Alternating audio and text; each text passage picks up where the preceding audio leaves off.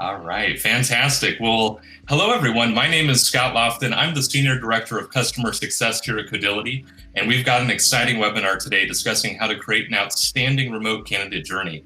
I'm joined by an all-star panel who we will introduce to you very shortly. But first, I just want to go over a couple of housekeeping items. We like to keep the conversation really engaging and fluid, and so we encourage audience participation throughout. So you can see if you want to enter in your questions in the queue, underneath the stage format, we'll be happy to try to moderate those and interject those into the discussion as much as possible. The second thing that I wanted to go over is that we're actually going to be splitting this webinar into two different sections. The first 30 minutes or so will be spent with our panel here, discussing an outstanding remote candidate journey. And then the second half of the webinar is going to be focused more direct for a fireside chat with the Director of Global Talent, Sabina Friskew from Finastra. So really excited to have both of these opportunities. And last but not least, I just wanted to mention Codility is also hosting a virtual booth right now that is happening right now and then also at the end of the webinar. So if there's any questions that you have about Codility or would like some more information after the webinar, feel free to click our expo session after the webinar is finished. Great. So I'd love to introduce our panel. How's everyone doing today? Just great. Good. Well, really, excited to have you guys here and get going. So why don't we start with some introductions? Would love to start around the room and have you introduce yourself to everyone in the audience. We'll go ahead and start with Camille. Oh, thank you. I'm so happy to be here. Thanks for the opportunity. My name is Camille Tate. I'm the head of talent at Strava.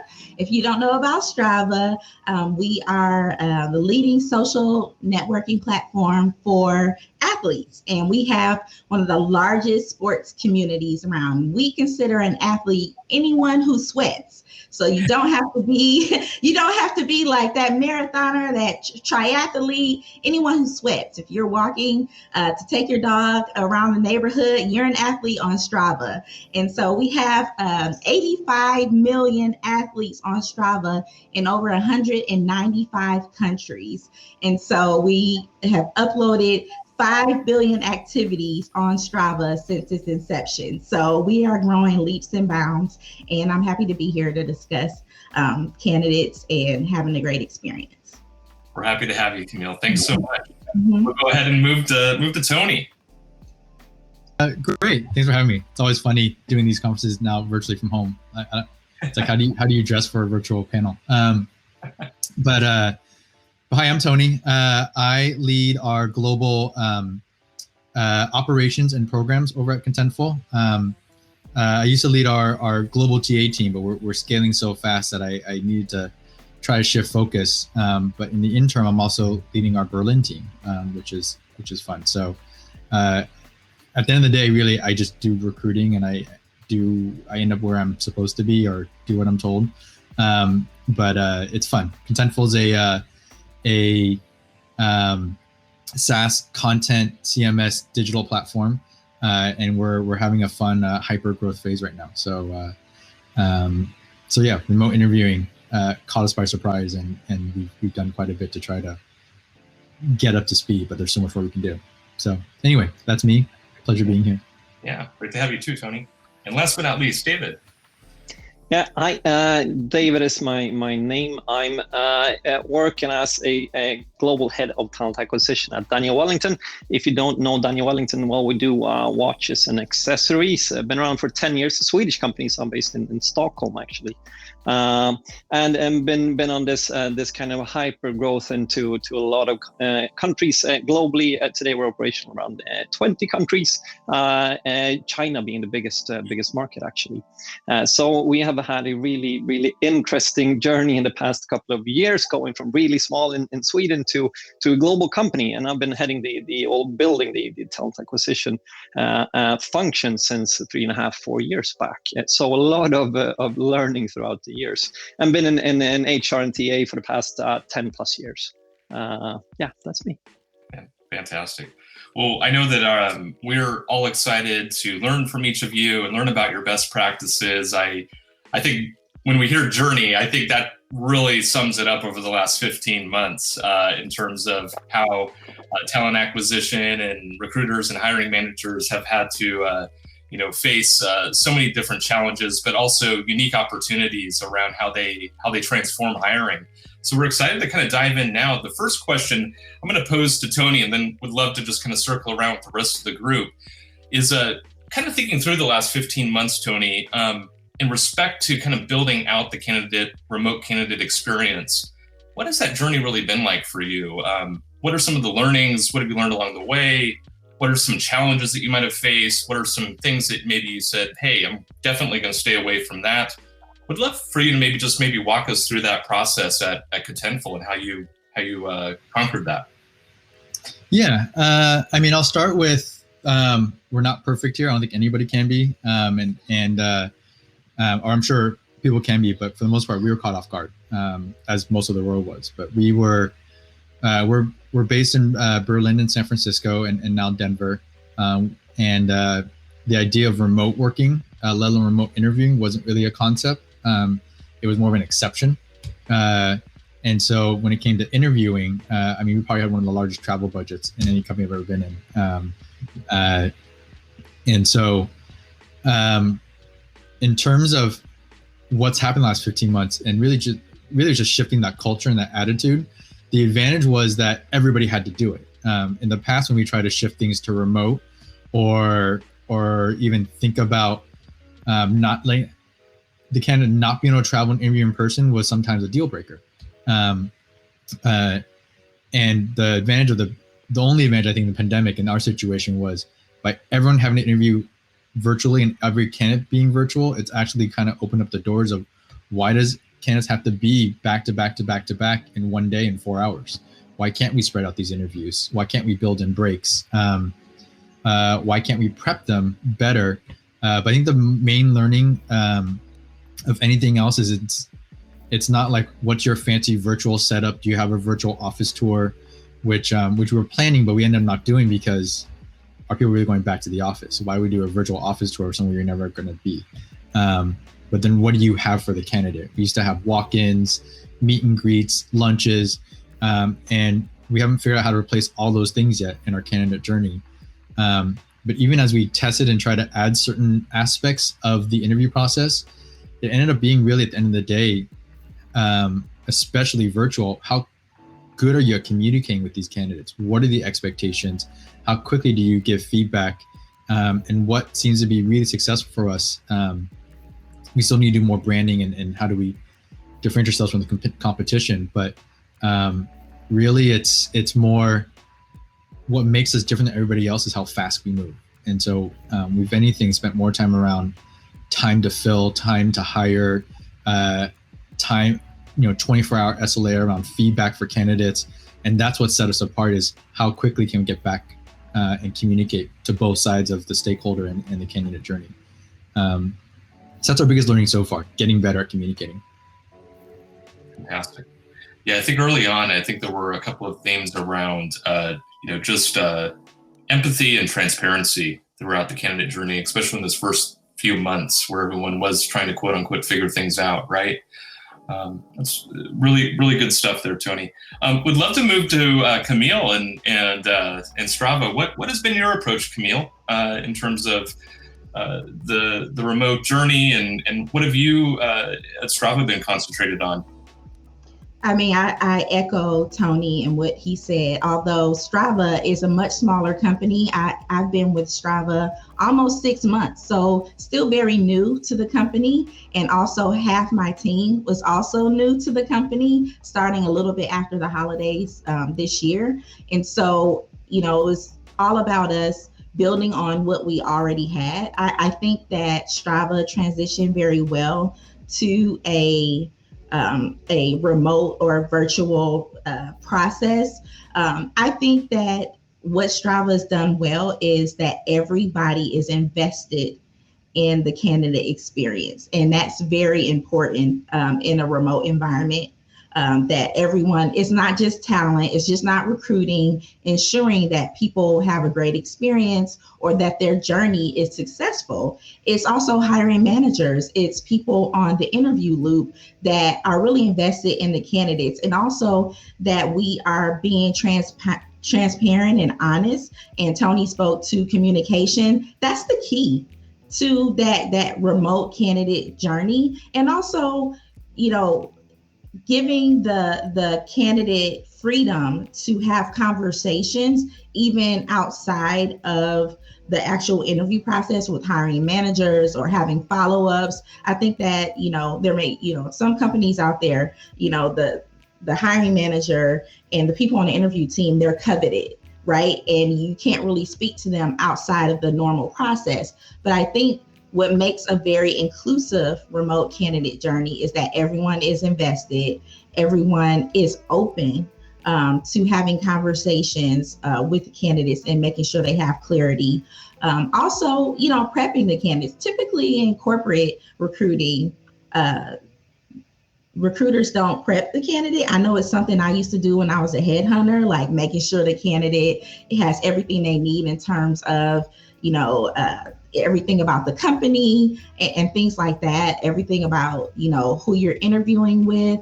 One of the things that we are starting to do more and more, and that Strava does well, is when you're talking to a person on the interview team, what are you going to be discussing? Some candidates don't even know. I'm talking to ABC manager. I know that they're the head of product or the manager of accounting, but what specific areas will, and giving guidance. People are very nervous. Candidates, no matter what level, they could be a head of or a director. People get nervous in interviews. And so making sure that they're adequately prepped to have those conversations, and that we've given them all the tools that they need to add to their, personality, to their communication style to make them successful. So those are the things that we've been working on to make sure the journey is inclusive, open, transparent, and honest.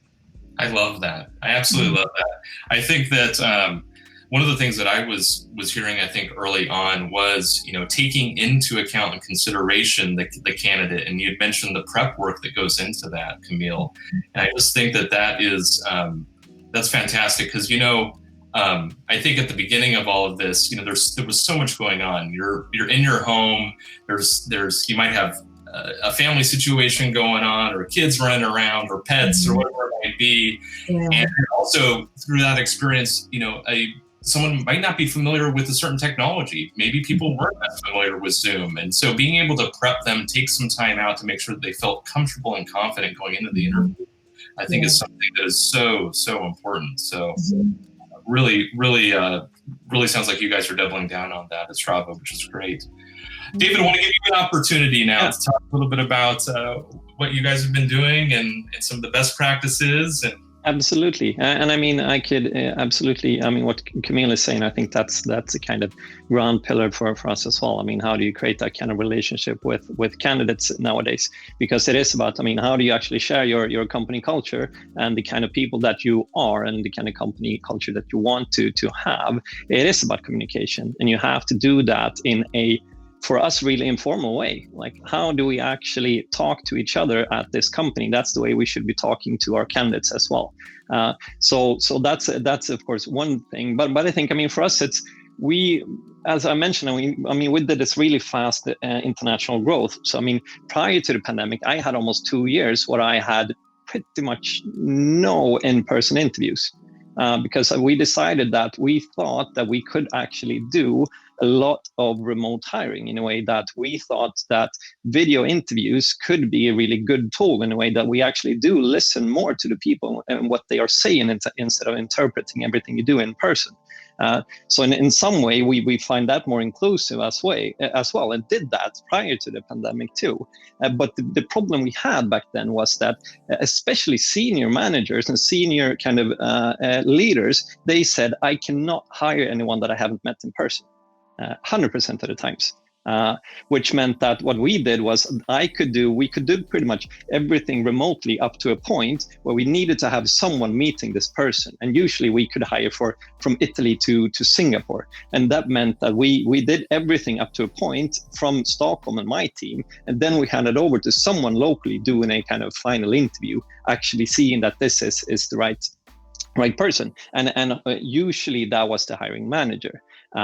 But we also decided that we were in such a rush, so we couldn't really fly people all over the world either. And my life would have been a living hell back then if I would have flown all over the globe doing in-person interviews, because it didn't make sense. So I kind of stood my ground saying, I think we can do a lot more digital than you believe. So let's try to kind of prove that. And I think what's happened this year, I mean, since the pandemic, that is that people actually do realize that you do not really have to meet a person in person to decide if this is the right fit for us or if this is the right person for the role. Because if you do and structure a process accordingly, so you actually have the right purpose with each step, you're going to end up with the right person. And do that in an objective way as well, and still kind of doing the communication wise, so you see that this person gets what they need as well. Because I think also that what we have seen is that we communicate a lot more with the candidates. So we've gone from being not formal but using emails a lot and so on, going over to that we have an ATS where we actually can send text messages as well. And sometimes it's just easier to kind of reach them there and getting their answer and getting closer to the candidates and communicate in the way that they feel comfortable in. So I think that's the thing. It's like it's so much easier to communicate in a informal way nowadays than it was just 2 years ago. And I think people, because now, I mean, everything, we've seen everyone at home and like their kids and dogs and bedrooms and so on. So it's like we're all kind of on a mutual ground in some sense, and it's not a lot of suits anymore and so on. So I think it is about that, and that you actually can communicate in a smart way and reaching people that really fit your company. That too. What a great opening. I think each one of you have drawn together very unique things about your organization, how you've approached the recruitment process, but also a lot of things that really tie us all together too, in terms of trust and transparency and reaching out to candidates and kind of their environment and making things comfortable for them.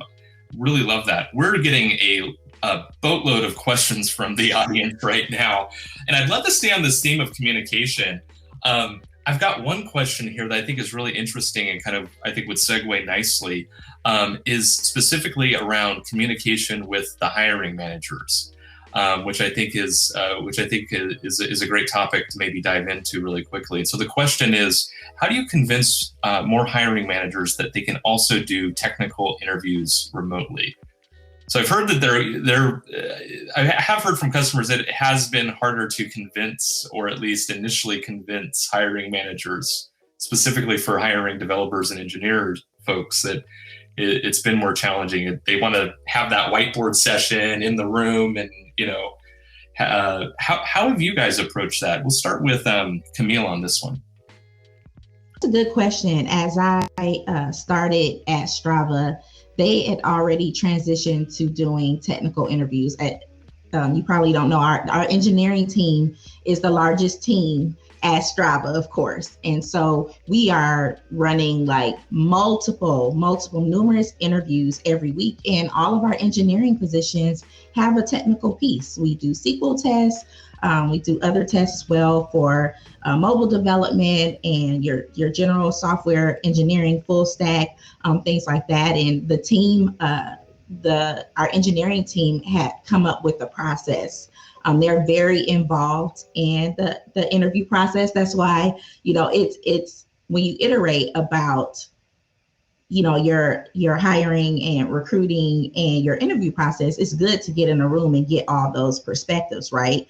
And so that's what it is. You may have to encourage a brainstorming session or a virtual whiteboard session with the teams, with the hiring teams at engineering, to come up with the process on how to virtually technically screen out candidates and what might be the best way. And sometimes it's not just engineering and talent.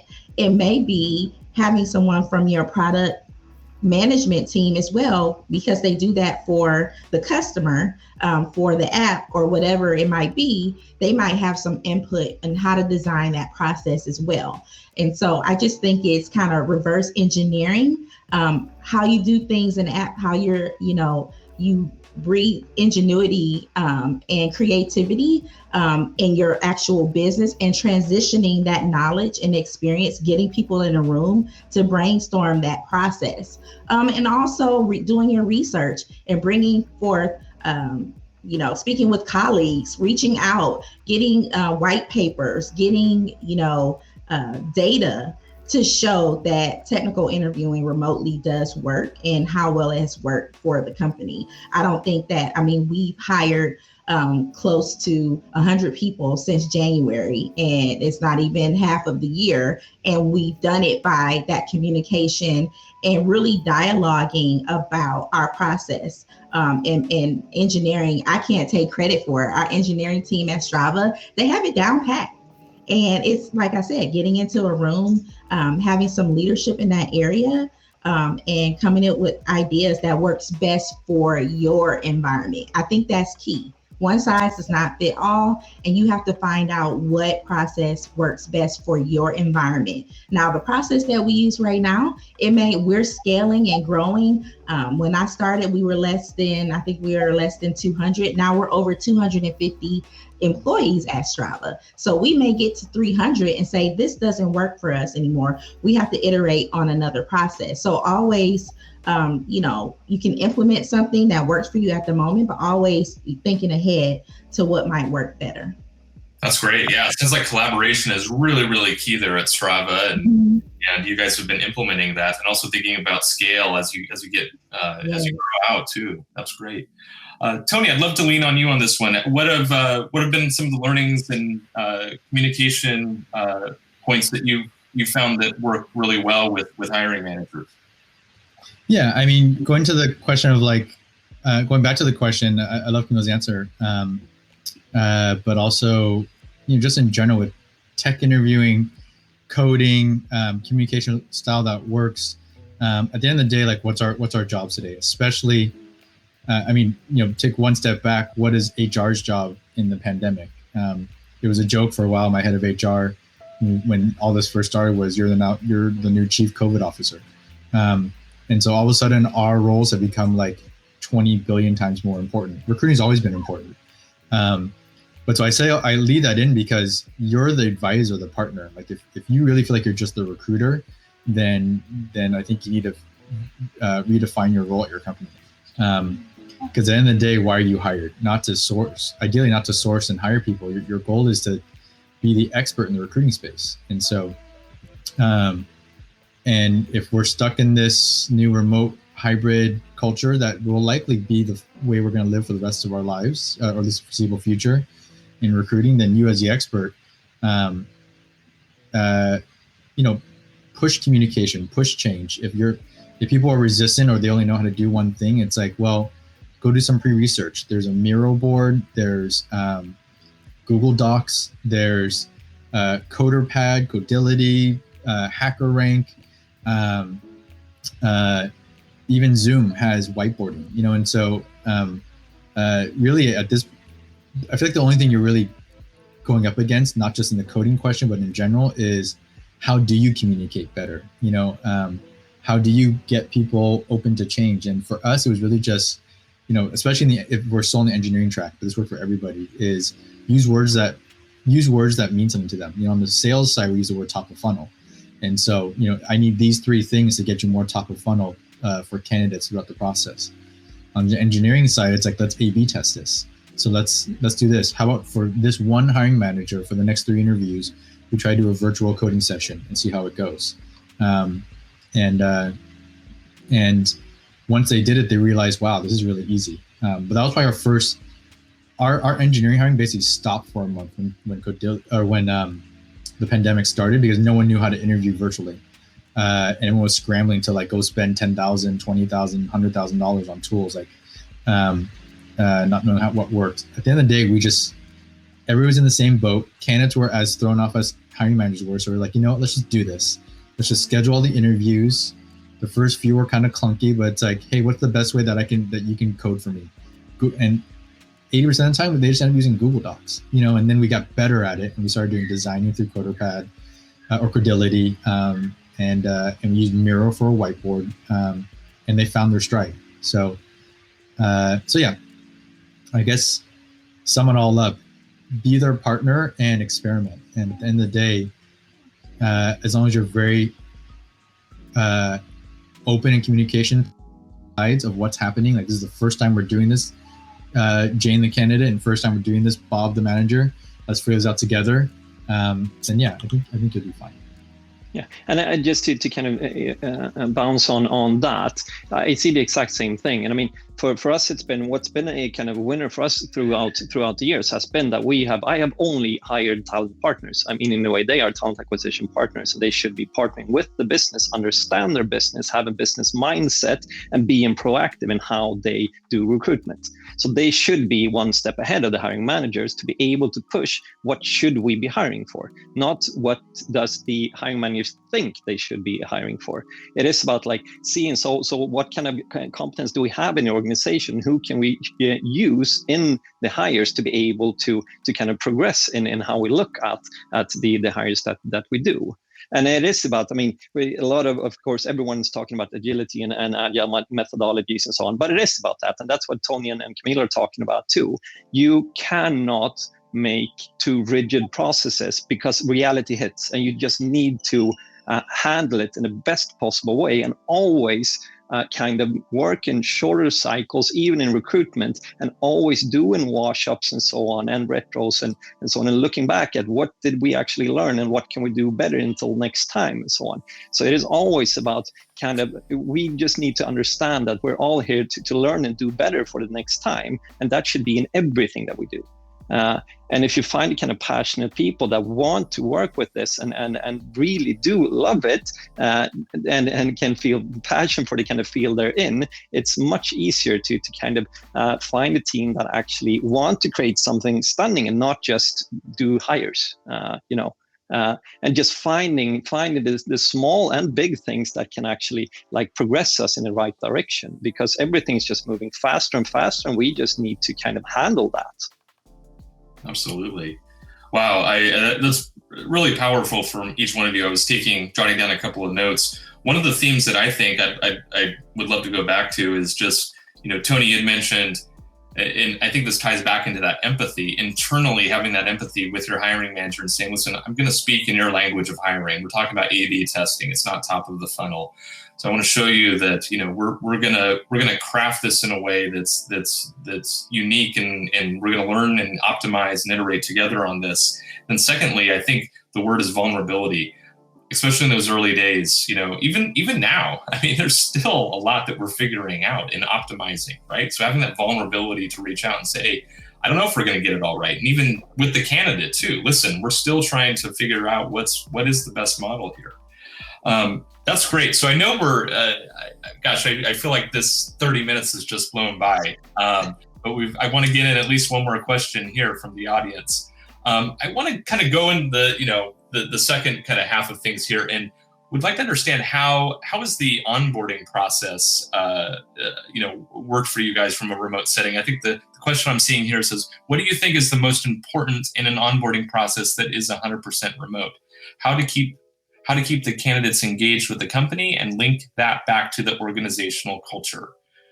So this time I think we started with Camille, Tony, and this one will go to Dave.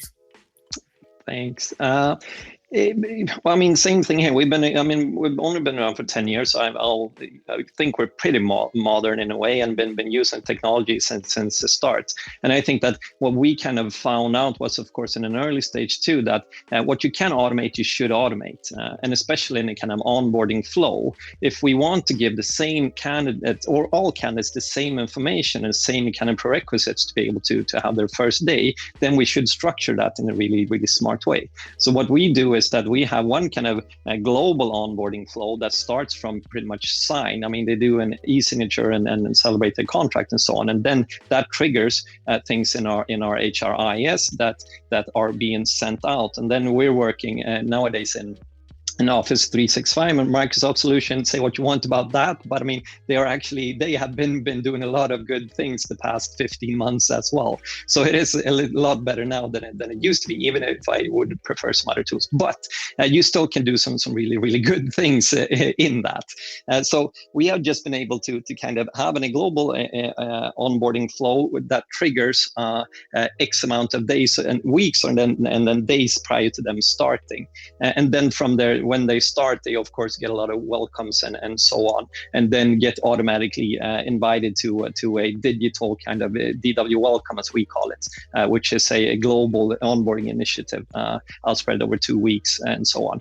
So we have automated all of that in a smart way, but still trying to not lose the humane aspect in it. So they should always be able to reach out to their coming manager and to us in TA and HR if they need as well. So everything is trying to be as personalized as possible, but still being easy to handle for us, because it is about that. Like, if you can automate, you should automate, because it saves you a ton of time. Absolutely. Yeah, I love the use of technology in there as well. Tony, I'd love to move over to you. How's Contentful treating onboarding and approaching that since the pandemic started? Yeah, for the most part, what we do is we create a landing page for all of our new hires. And actually, it's been kind of successful in the sense of we should create one for candidates on their interview journey as well. But because we're Berlin, San Francisco, Denver, multiple offices, there's still a lot of, we still do a lot of relocation and visa. And so people are moving to Berlin, for example, for the first time, and they don't know where to go, schools, whatnot, benefits. And as a recruiter, I feel like you have to end up being the expert in everything, right? Of like, what's my 401k? What's my pension? And then, heaven forbid, you involve multiple countries in that conversation. And so we simplify by just throwing everything into a website. That's like, we're so excited to have you, information about where you're going. Here's our partner with immigration and whatnot. And so, so for the most part, from a recruiting perspective, the onboarding piece, we try to automate in a way where we can have, instead of attaching benefits things to emails, instead we try to just point them in a direction and solve the questions that we can answer, which is, what's my feedback? What can I improve on? What can I expect next? And then give them information. They can ask questions after they have information, instead of being 100 questions that you answer all the time. Just think of FAQs. Like, if you get the same question over and over again, how do you do it? And I think that's been, for the most part, a success for us on onboarding. I think it's part of our German roots as well, is we like to be risk adverse and overly prepared. And so we have a whole lot of documentation, or we try to. It's the things that get in the way that, like process or hiring in a country that we don't have payroll in, things that will often take 3-5 a week plus time, because of onboarding, because of paperwork, because of contracts or offer letters. Our solution really is just over communicating, just setting expectation, like this could take a week. And some offers fall through, but the experience is still good because they know what to expect and why it fell through, instead of us like ghosting them or making false expectations day after day. Like, I'll get to you tomorrow. That's the kind of answer you want to give as a recruiter. But so I don't know. Both onboarding and remote interviewing, I think, our secret sauce. When the pandemic started, we thought, wow, we need like 500 videos, 300 websites, better branding. How do we showcase ourselves better? And as the year went on, we realized that's still important, branding, talent marketing. But at the end of the day, it was really just basics, which was keeping expectations up front and communication. And that's what set us apart, more so than anything. And so at this point, all the branding stuff we're working on is all like nice to haves, but we actually deprioritized it to focus on how quickly can we get feedback to people and how quickly can we prep people for each stage. So yeah, that's our kind of onboarding experience. That's great. Camille, I want to give you an opportunity here in kind of the 6 months that you've been there at Strava. What have you noticed? How has onboarding been like for you guys from a remote perspective? Yeah, kind of speaking to what David and Tony said, I'll keep it short. I know we're close to time, but it's going back to the basics, like Tony said, and humanizing the onboarding experience. Yes, we have things that are automated and things like that. When we extend an offer, we're remote. We don't extend it over the phone. We extend it via Zoom, face to face, there to ask questions. We don't, just say, okay, this is your base, this is your bonus, or whatever the makeup of the compensation would be. We go through what are our benefit and perks. Do you have any questions? Things like that. Is there something you want to follow up with the hiring manager about? We go through all of those steps. So I think that automation is great, but also you have to humanize that experience of onboarding, because somebody may have been at a job for 15 years and this is the first opportunity they're like stepping out. So you have to think about that when engaging in your onboarding process. And we also, after extending an offer, we send a follow-up email with the offer details, and then we kick off the onboarding process in terms of a automated offer letter, digitally sign and things like that. We send swag. But the best part about onboarding to me that I experienced since being new is getting all the emails and communication from stakeholders within the organization. That meant more to me than anything, like having the automated or digital things that I got in my inbox saying welcome. It was getting those personalized emails saying welcome, Camille. We're so glad. Please reach out. And that's been my experience through onboarding and now here at Strava. So I think it's having some continuity in the human experience of onboarding that works for us. Great. Well, gosh, I feel like the last 40 minutes has just flown by, and I feel like we could probably talk at least another 40 minutes about this, but I can't say thank you enough for each one of you and giving your time today.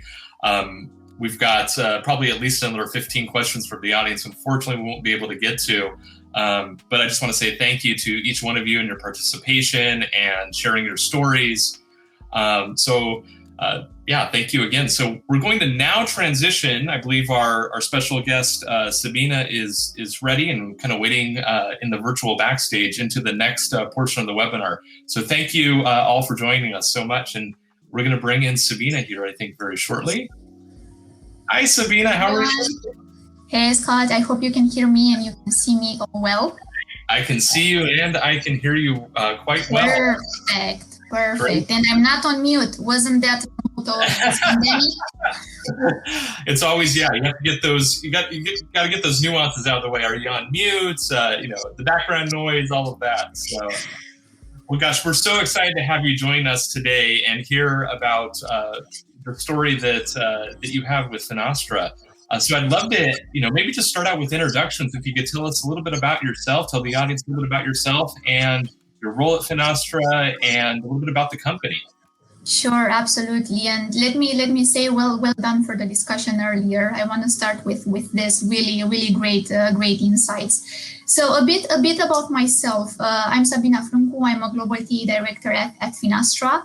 And I'm really enjoying the last 4 years with the company, almost 4 years, as we were going through a big transformation in HR and as a company. More about myself. I'm in recruitment for more than 10 years, and I'm still enjoying it because I feel it's that field of HR where all the time lots of things are happening, and we need to readjust and reinvent and be up to the trends.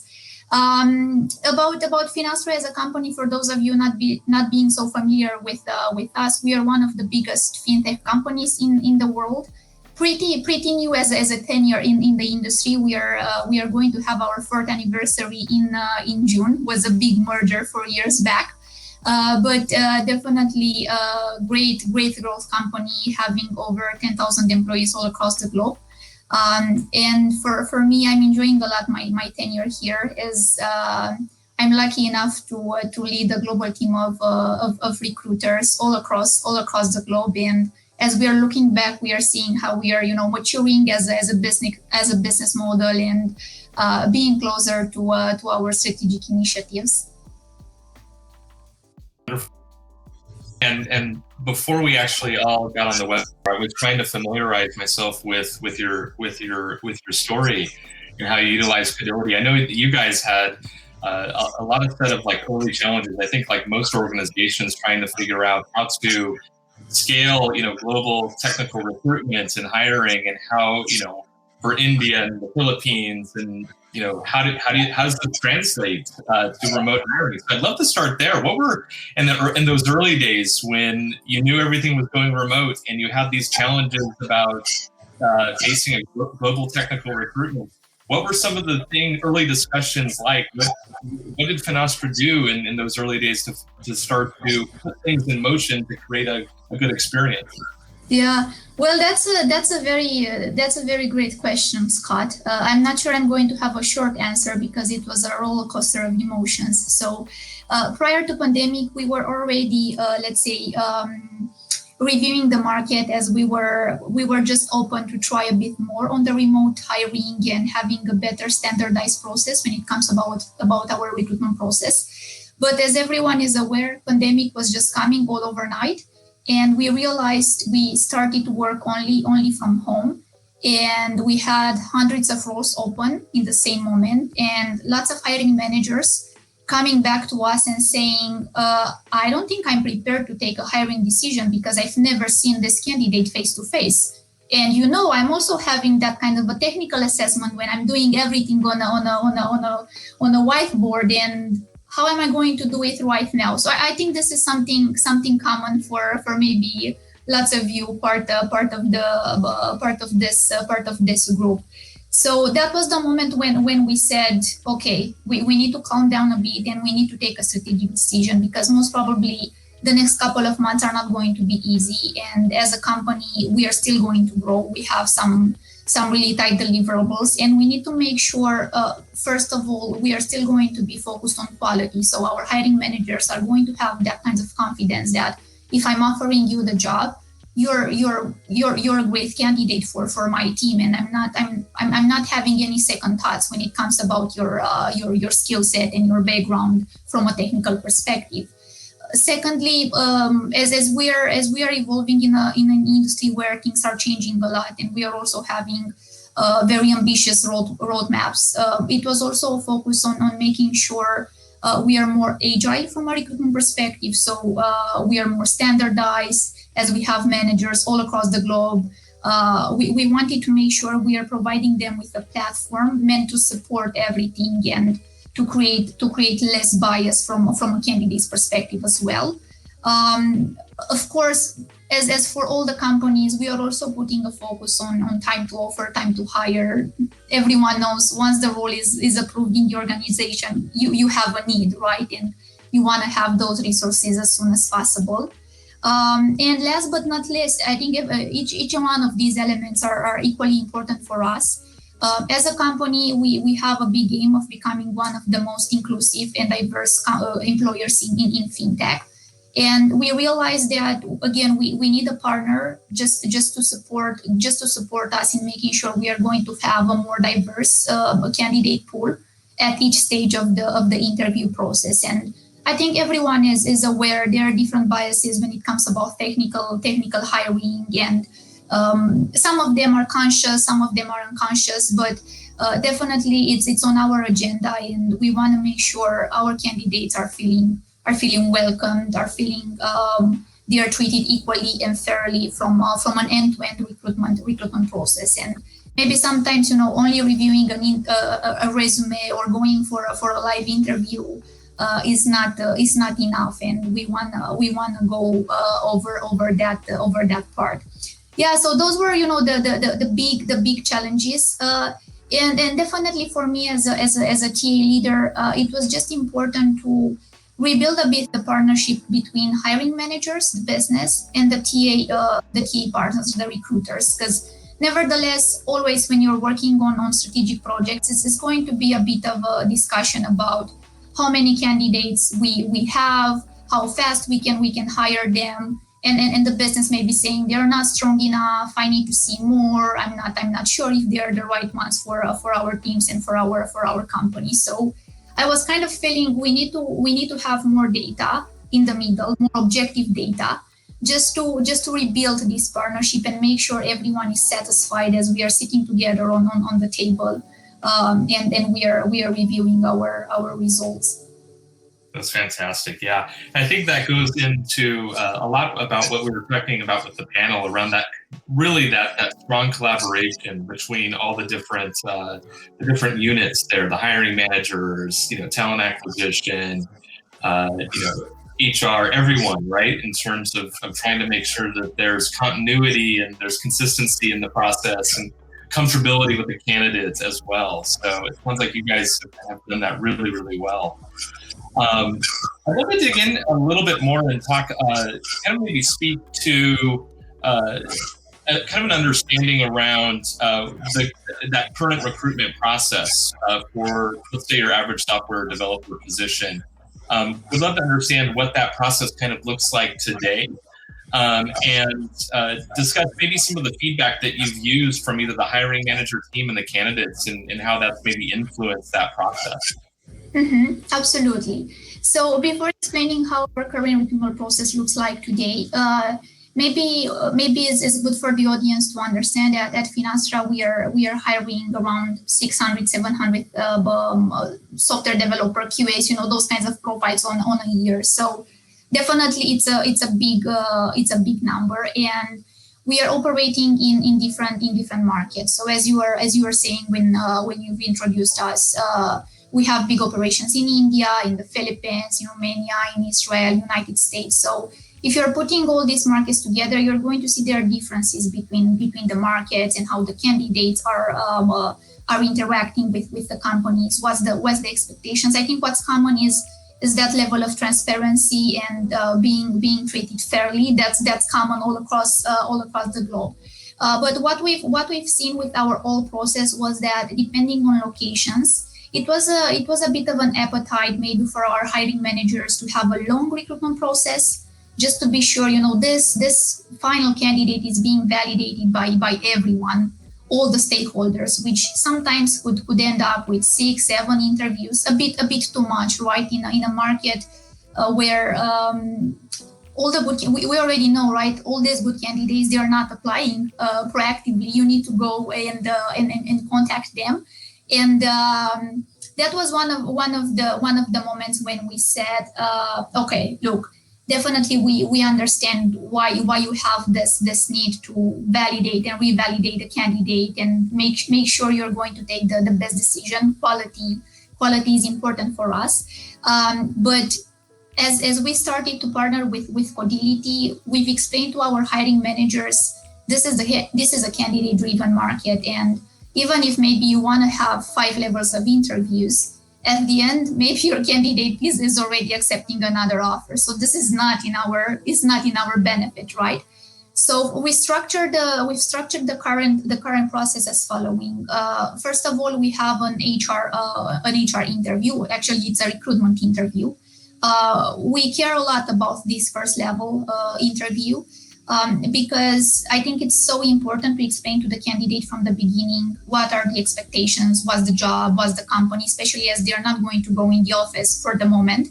And we've seen that even if you're asking your candidates to put some time from their personal time, right, to take an assessment, to take a challenge, if they will know from the beginning what's going to be the process, they're going to tell you, right, I'm okay to do it, or I'm not okay to do it, and that's also fair enough. So we have this first level. After that, we go with the code check in Codility, and depending on because we have again different technologies, depending on the teams, the assessments are pretty much personalized based on the level, based on the technology.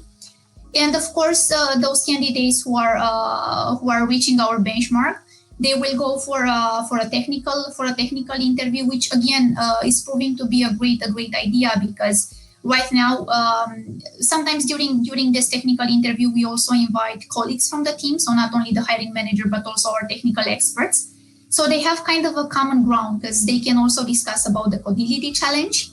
So it's easier. You kind of know you're talking about something your candidate was experiencing, so you can avoid misinterpretation of, oh, you said that, I understood the other. And of course, going more into details from a soft skills perspective, from a company culture perspective, etc.